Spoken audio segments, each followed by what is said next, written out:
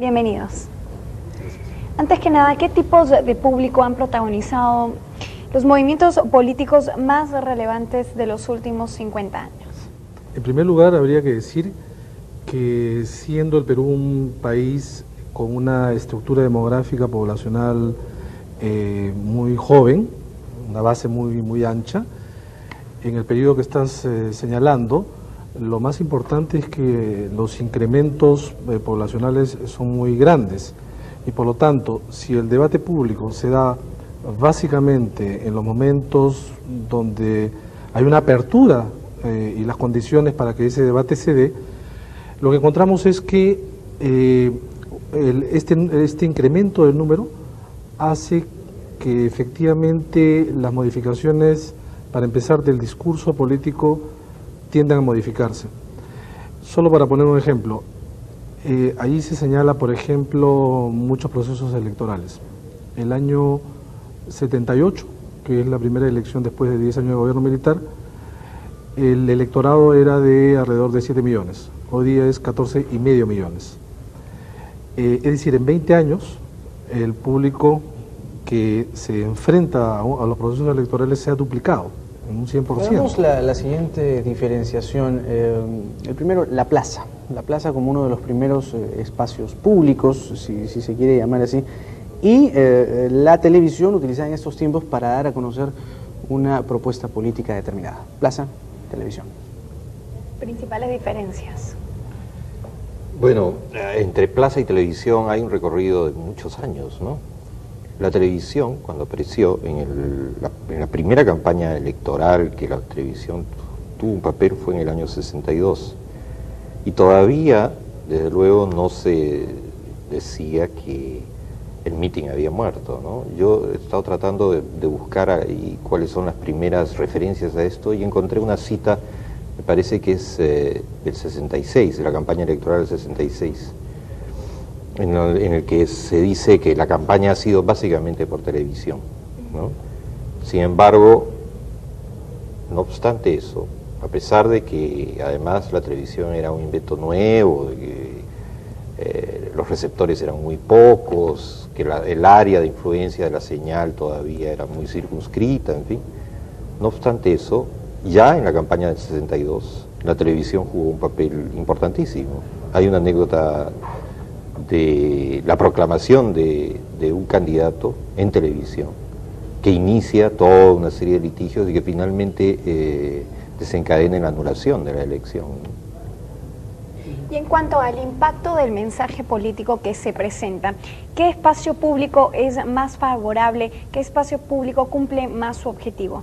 ¿La plaza o el set televisivo? ¿O depende de cómo el candidato maneje estos dos?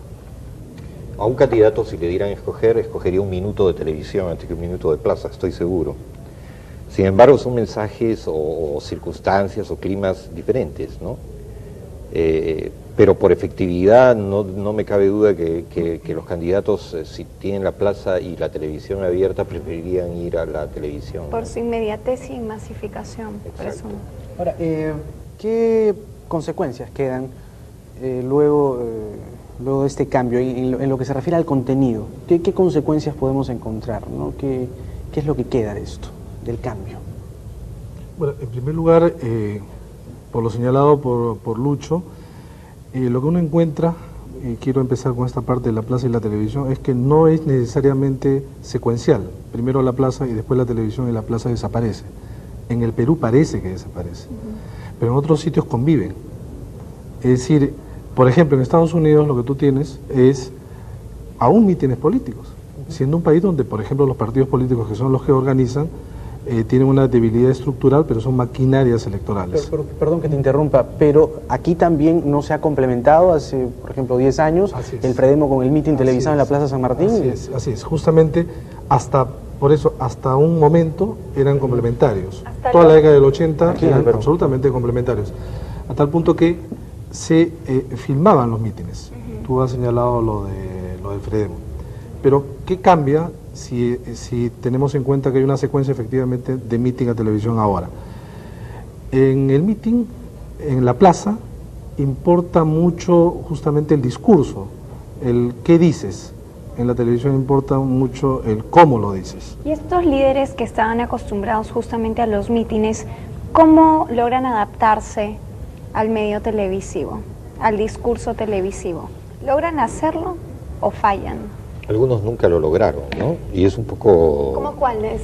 Por ejemplo, el caso más conocido, clásico, es el de Víctor Raúl, ¿no? Que a una vejez muy ya avanzada, al final de una larga carrera política, pública, se viene a encontrar con este medio que es desconcertante, muy frío para él, ¿no?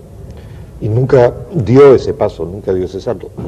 Yo había encontrado una cita que me gustaría leer sobre las diferencias que planteaba la televisión, aparentemente, cuando recién apareció. Es una cita del año 61, y de un editorial de Expreso de esa época, que dice así: la televisión obliga a ser fríos, se está refiriendo a los candidatos, a ser fríos, razonadores, a utilizar la doctrina y no el eslogan fácil, a depender de exposiciones serias y no de juegos de palabras. Obliga además a ser concretos y menos nebulosos.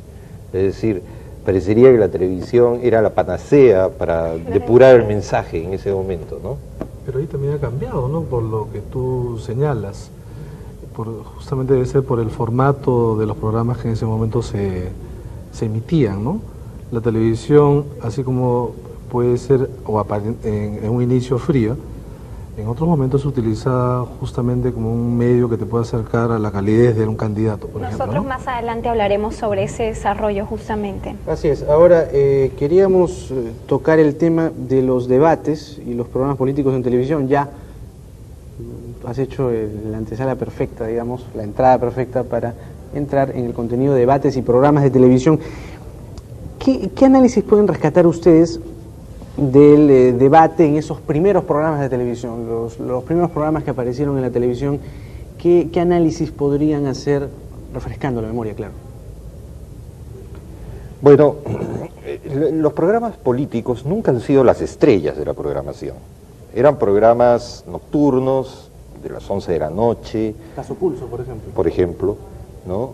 No eran en el horario estelar, ni tenían una atención espectacular, pero tenían una importancia, tenían una regularidad, tenían un espacio ya ganado, ¿no? Cada canal tenía su periodista clásico, establecido, ¿no? Y así eso duró durante, digamos, la primera década, ¿no?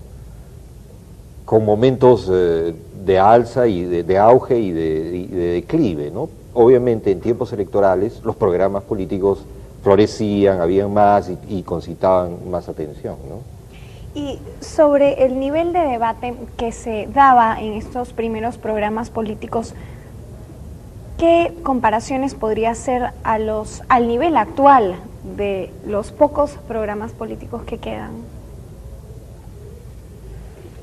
Supongo que sería muy variado, ¿no? Hay una anécdota que me parece muy significativa, ¿no?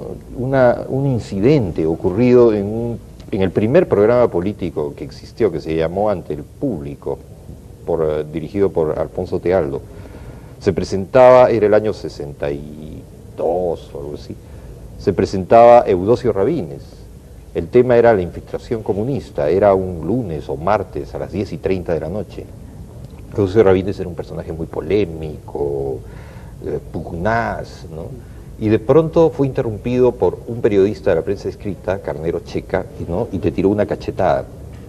Yeah. Este señor entró aparentemente al set, y bueno, pero lo curioso es que el público vio esto como electrizado, ¿no? Muchos se quedaron allí y, bueno, comentaron al día siguiente esta novedad, pero muchos otros fueron inmediatamente al canal, ¿no? Y incluso llegaron a ingresar al set, interrumpieron el programa, llegó el Rochabús, vino el prefecto, sacar a Rabines del canal fue toda una operación policial, ¿no? Entonces había yo no sé cómo llamarlo, pero un cierto ida y vuelta entre el público y la televisión, ¿no? Creo que eso se ha perdido. Hoy día la televisión solo es de ida.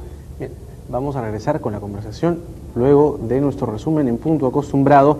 Están con nosotros Luis Johamovich y Fernando Tuesta. Volvemos.